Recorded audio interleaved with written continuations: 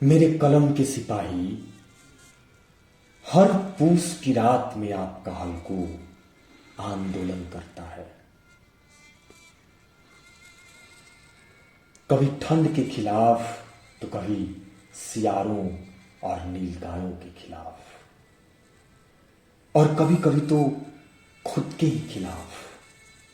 अपनी वही पुरानी गाड़ी की चादर ओढ़े, जबरा को पुचकारते डांटते हुए, अपनी मम्मी को घर पर छोड़कर निपट अकेला अपने खेतों में।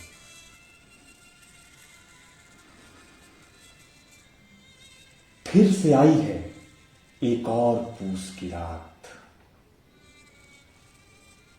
ना मेरे कलम के सिपाही, ना पिछली पूस की रात वाली गलती आपका हल्कू इस बार नहीं करेगा, क्योंकि उसने देखा है अपनी कई पुश्तों को अपनी फसल की तरह बर्बाद होते हुए। इस बार वो सिर्फ किसानी करना चाहता है। उसे अपने खेतों से दूर किसी के लिए मजदूरी करना मंजूर नहीं।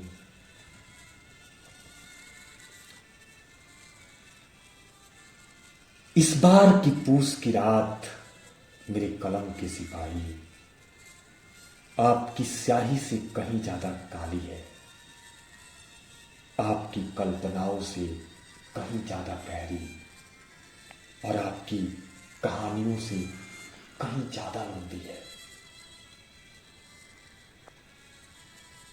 न जाने कितने सूर्योदयों को निकल गई, मगर रोशनी का कोई कतरा भी नजर नहीं आता। और सर्द इतनी कि हाड़ मांस छोड़िए, आपके हल्कों की आत्मा सिहर रही है।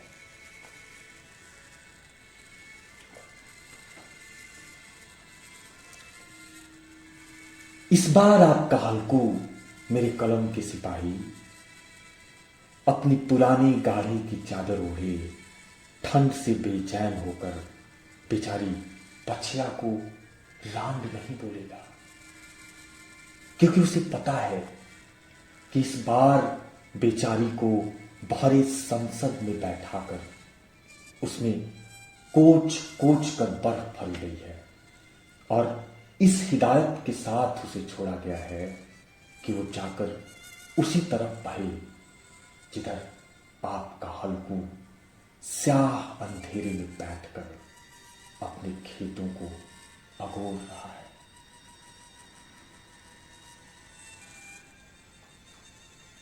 इस बार कोई नीलगाय नहीं है मेरे कलम के सिपाही। इस बार तो सियार हैं, जो किसी जंगल से नहीं, वो भागे चले आ रहे हैं शहरों से आपके हल्कों के खेतों की तरफ। कई नदियों को सोखते हुए, पहाड़ों को तोड़ते हुए, हवा में धूल का गुब्बार भरते हुए, कहीं ज्यादा निर्भीक, निडर और वैसी वो दौड़े चले आ रहे हैं आपके हल्कों के खेतों की तरफ।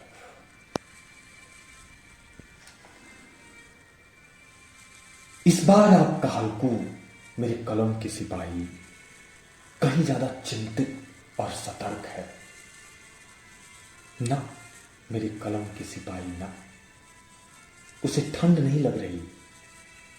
वो इस बार सो न पाएगा, चिलम फूंक कर अपनी पुरानी गाड़ी की चादर ओढ़कर बुझती हुई अलाव के पास जबरा के सहारे अपने खेतों को छोड़कर।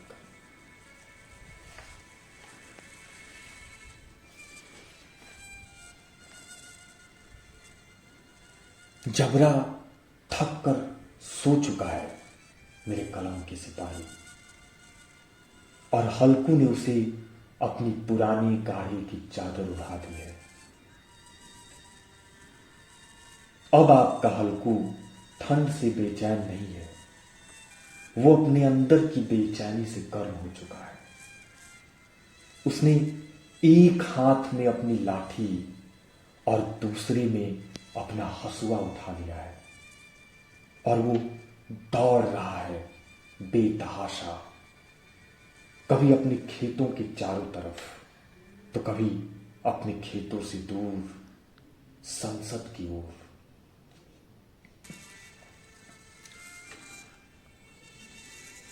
मेरे कलम के सिपाही, आपका हल्कू इस बार न थकेगा न हारेगा, वो इस बार मारेगा या मरेगा, लेकिन वो डटा रहेगा। इस बार बात फसल बचाने की नहीं, खेत बचाए रखने की है।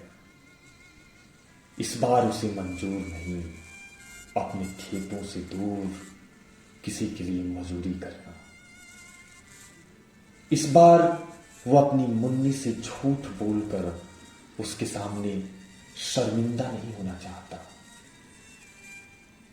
इस बार बात उसकी किसानी की है और आपका हल्कू सिर्फ किसान ही तो है, मेरे कलम के सिपाही।